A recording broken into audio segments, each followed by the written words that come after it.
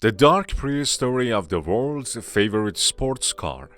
Officially, history began for Porsche in 1950, but the company existed before that as a supplier for Hitler's war machine. New research suggests that the company benefited much more from its Nazi ties than it has admitted to. Past the Porsche Museum in Stuttgart and continue across Porsche Square, you will come to a factory gate. Behind it stands a barrack, its wooden slats still bearing the faded lettering Reuter, a company which once provided Porsche with its first car bodies. Age. This is where it all began in 1950, declares company historian Dieter Landberger. Yet Porsche's story is older and bitterer than that. John Korolchak, for example, worked for the automobile manufacturer starting in 1942 as a forced laborer. At the time, Porsche was not manufacturing sports cars, just tanks and off-road military vehicles.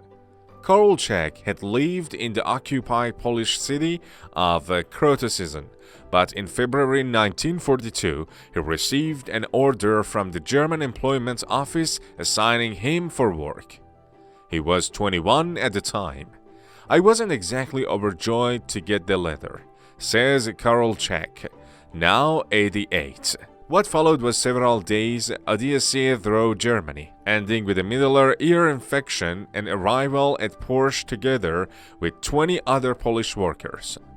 Korolchak slept in a drafty, dirty building near the factory and spent his days assembling crankshafts. The company was focusing its efforts on creating a war-ready version of the Volkswagen, created by Ferdinand Porsche, who died in 1951 and also designed many Porsche models. "I wasn't left with 60 marks.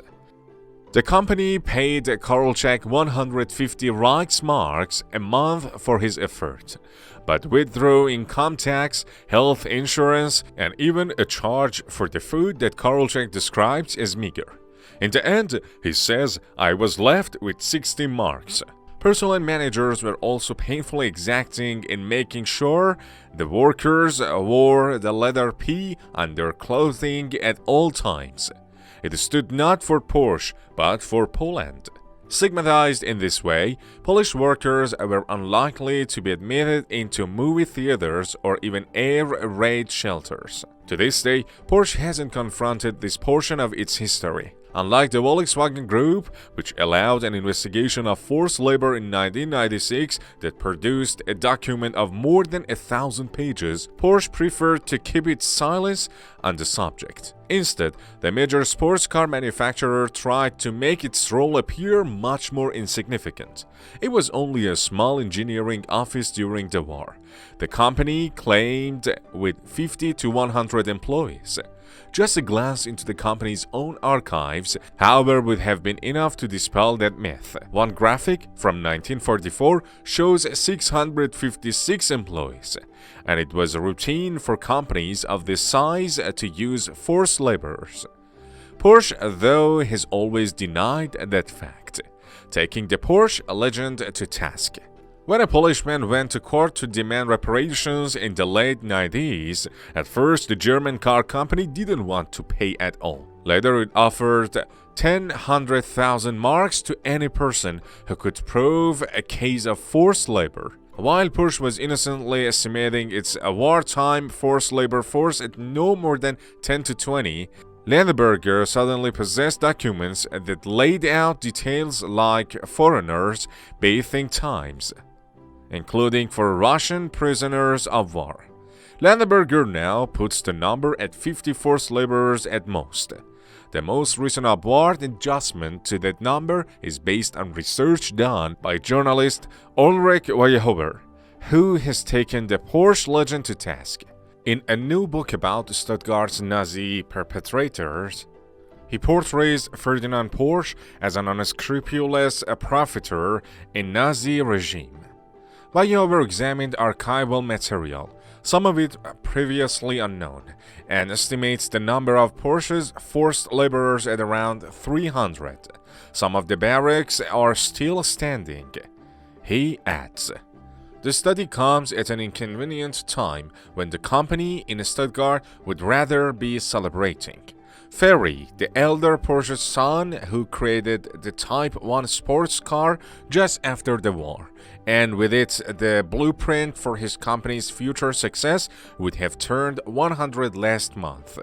Company historian Landerberger now senses that the focus of his work may be about to shift. For the last 4 years, he has concentrated on developing the new museum at Porsche headquarters. The current special exhibit features Ferry Porsche, and for its archivist collected Porsche red briefcase and hunting the motorboat licenses. But in the end, an attention to devotional objects will prove not to be enough. Little exposure. Landerberger has only recently begun to admit to gaps in the company's history. Voice-over revelations are catching up with him. They concern the Stuttgart engineering office's role, which so far has received little exposure, and how the automobile dynasty was able to save the wealth it had accumulated during the war, carrying it over into the economic miracle that was post-war Germany. The deceive factor in Porsche's rising star was that Adolf Hitler took a liking to Porsche. The deceive factor in Porsche was that Adolf Hitler took a liking to Porsche, even though Porsche was far from a fawning admirer. He was rarely known to raise his arm in the Hitler salute, and his baggy gray coat always stood out during marches in a sea of otherwise brown uniforms. As for his SS rank conferred by Heinrich Himmler, Porsche simply ignored it. And yet, Porsche's reverse didn't damage him professionally, and he received the development monopoly for VW. Although the civilian 990 Reichsmark version of the Volkswagen remained nothing but a propaganda lie, the company began to develop military vehicles. Production took place in the Nazis' model factory in the city of Wolfsburg, where VW still has its headquarters, funded by assets looted from the unions. Ferdinand Porsche, the company's creator and director, wasn't bothered by those details when he placed VW and Porsche in the service of armament industry. His biographer Fabian Müller writes that Porsche had thousands of people forcibly bought to work at the VW factory during the war. The workers were made to build bombs and lived in rat-infested quarters. Porsche monopolized the Nazis for his purposes, writes Müller, not the other way around. Secured survival. Thanks to its entry into armaments production, Porsche's small engineering office in Stuttgart saw its profits jump from about 3,000 Reichsmarks in 1934 to more than 2 million in 1944. And in Stuttgart as well as Wolfsburg, the leap wasn't archived without the help of forced labor. Giacomo Belleri, now 90 years old, describes how he returned to his village near Brescia, Italy after the failed military campaign in Africa, only to be arrested by uniformed Germans in early 1944. He too ended up at Porsche. Jack Rolchak remembers many other forced laborers as well: Dutch, Moroccans, French, Italians, and even Russian women. While Porsche was financially safe, former manager and shareholder Adolf Rosenberger became increasingly endangered.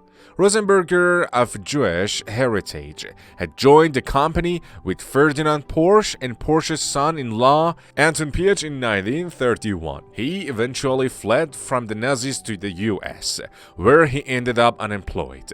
Piëch, father of VW's current chairman of the board Ferdinand Porsche, was a staunch Nazi, but apparently had nothing against using Rosenberg's money, which screwed survival for the company during that period, according to Landerberger. After the war, a great deal of back and forth finally led to settlement between Rosenberger and Ferry Porsche. Porsche had to pay Rosenberger 50,000 marks and in addition provide him with a Porsche sport car or VW sedan until the end of 1950. No obstacles.